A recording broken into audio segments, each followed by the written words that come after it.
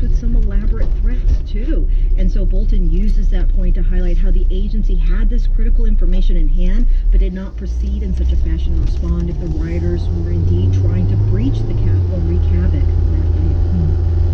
Bolton also explains that officers were instructed by leaders to use weapons that weren't as lethal, and that the equipment they had access to, like riot shields, were so inadequate that they shattered upon impact. He also says Capitol Police did not prioritize the civil disturbance unit.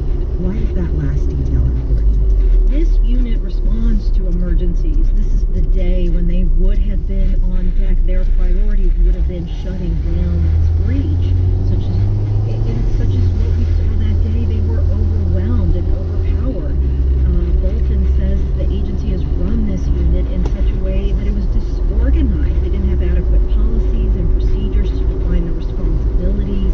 They were operating at a decreased level of readiness in terms of lack of standards for equipment, and they had a lapse in certain certifications and staffing concerns, and also quarterly audits that were not performed. And also, a majority of their officers in this unit had not completed required annual training for the last several years. So a very long list in terms of how they should have been prioritized to better prepare for what we saw that day. Claudia, I just have under a minute with you. How are members of Congress reacting to this report? So some have said that while this report is disheartening, it's not surprising. As one congressman noted to me, this is Democrat Tim Ryan of Ohio, whose committee oversees Capitol Police. He says this shows that the rank and file members were betrayed by their leaders, and this is just the beginning, he notes, of these probes, and so there's more to come. This also ramps up pressure to reform the agency and take up a supplemental security funding bill to better support these officers and security in the Capitol. Just today, House Speaker Nancy Pelosi said she wants that legislation to get taken up soon, so it looks like it could come up later this month. Claudia Grisales is NPR's congressional correspondent. As always, thank you so much. Thanks much. Well, President Biden now has less than 5 months to carry out his plan to end the longest war in American history. At the White House yesterday, Biden explained his decision to pull out of Afghanistan by September 11th. We already have service members doing their duty in Afghanistan today whose parents served in the same war. We have service members who are not yet born when our nation was attacked on 9/11. War in Afghanistan was never meant to be a multi-generational war. Of course, his predecessor, President Trump, planned a faster pullout, but his fellow Republican Senate Minority Leader Mitch McConnell opposed Trump's pullout and opposes Biden's, which he calls a grave mistake.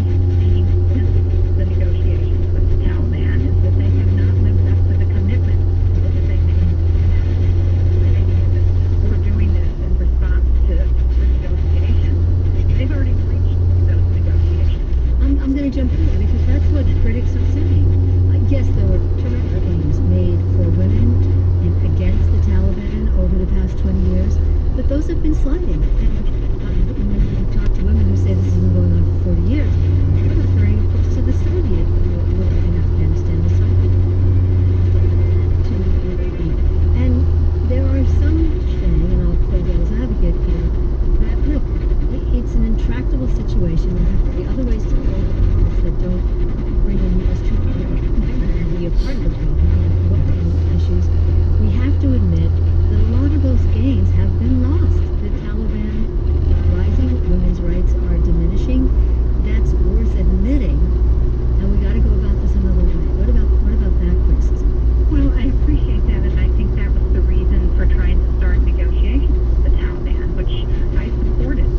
But if we are going to negotiate an agreement, the parties to that agreement have said certain things that they're going to comply with, and they don't, then we need to hold them accountable. The fact is the Taliban has not cut its ties with Al-Qaeda.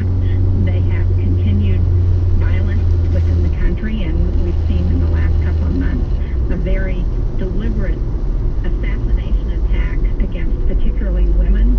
And one of the things that I pushed for during the previous administration was to try and get women at the table as part of those negotiations. We have a law in the United States that says, called Women, Peace, and Security, that says when we are in negotiations in those kinds of conflict areas, we will make it a priority to have women at the table. That was not done by the Trump administration. Well, President Obama did draw down some troops out of Afghanistan in his second term, but he was unable to continue with the drawdown because of the Taliban. Are you worried that if troops leave now, there might be a collapse? But also, on the other hand, what would you do differently with the troops that are there now to prevent the slide that's already happening? The Taliban already gaining power, women already losing rights.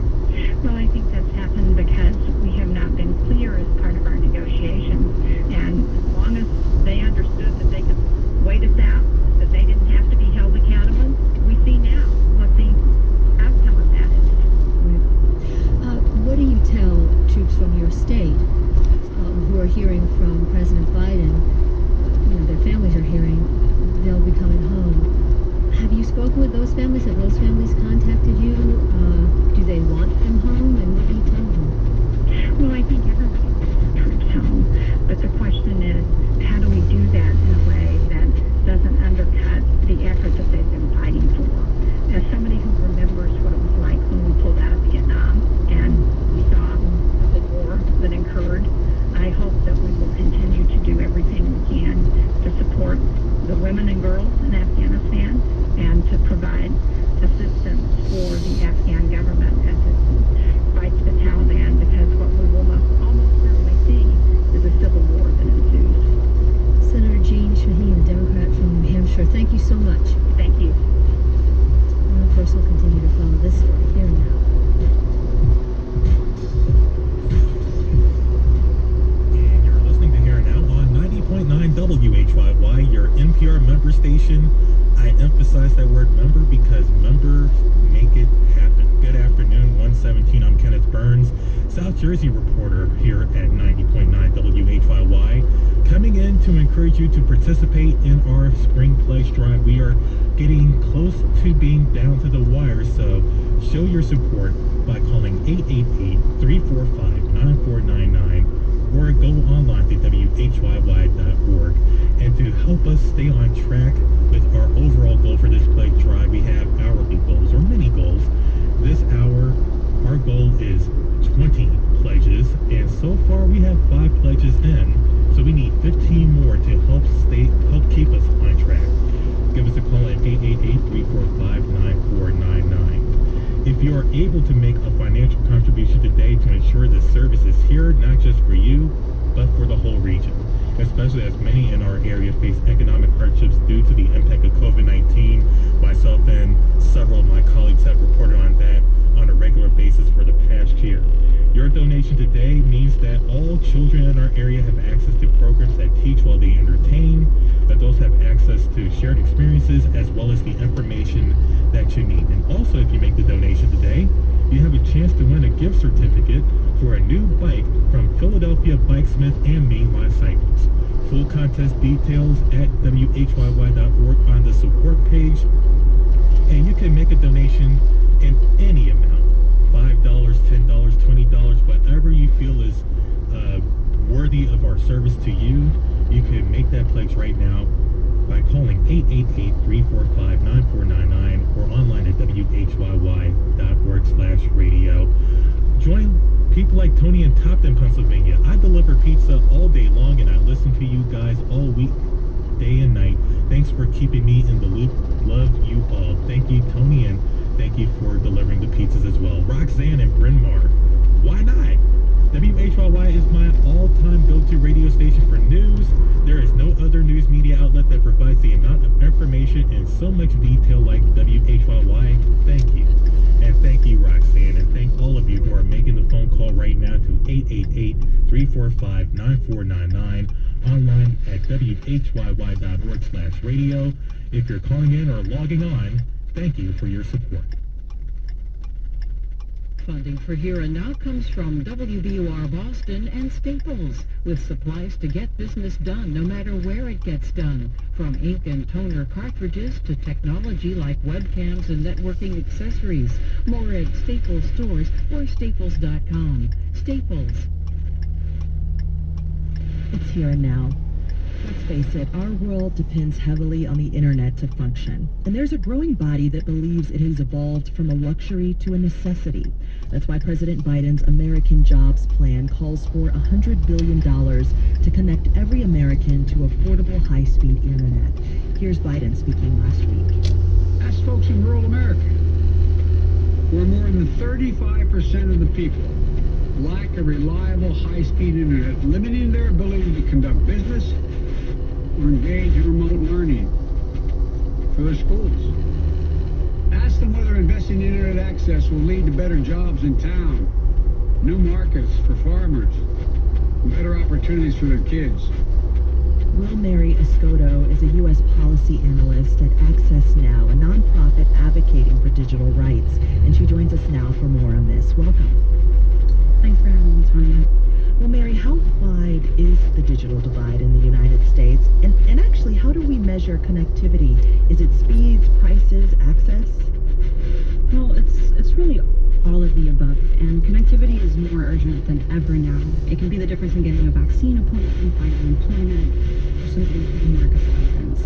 Earlier, you said that it's more than 30 million Americans living in rural areas, and the numbers are varied. There's a study from Microsoft saying it was 157 million, and a broadband now saying it's 40 million. So right now, there are even more than 35% of rural Americans lacking access. Biden's Federal Communications Commission says it wants to bridge this digital divide, and now the administration is calling for what sounds like a significant amount. As I mentioned, $100 billion. Where do you think that money should be best spent, and is it actually enough? Well, I think $100 billion is excellent. The need to invest in not only broadband infrastructure, but lowering the barriers for municipal and community networks to be able to service customers is critical. So the money is being spent exactly where it needs to be. Well, some conservative critics of federal broadband spending specifically say it's inefficient for the government to do this, and that it actually should be done through private providers instead. What are your thoughts on this? Well, one thing is clear. Doing it through private investments hasn't gotten the job done, and we need a new approach. The emphasis on the federal government incentivizing and helping deploy broadband is long overdue. It's been essential infrastructure for years, if not decades. There have been way too many issues with pricing transparency. For too long, ISPs have gotten away with not disclosing their rates, even though they know exactly how much they charge. And this lack of transparency itself has made setting telecom policy extremely difficult. What Biden's plan is doing, it gives the message that big internet companies can be part of the solution, but they're not the only answer. When it comes to competitiveness and whether the federal government should be allocating funds to broadband, well, broadband is an essential infrastructure, and it's also a natural monopoly. We don't seek robust competition in the electricity market. Even if we were to have a genuinely competitive market, there will still be people who really can't afford it, and those people still need financial help to remain connected. Increasing competition among providers is good, and it can lead to price reductions, but we're unlikely to ever have a truly competitive broadband market, so prices will always be on the high side. So this plan emphasizes infrastructure, but accessibility is another side of the coin. We want to shrink the number of people who need to use the subsidies, but I wouldn't be too quick to write off affordability concerns. The White House is welcoming comparisons to the New Deal era, and specifically this push for rural broadband harkens back to this 1936 Rural Electrification Act. Are there lessons from that program that we can apply to today? Well, I think it's important to recognize that there are two issues at play here, right? So there's access and affordability. Biden's plan, with emphasis on infrastructure,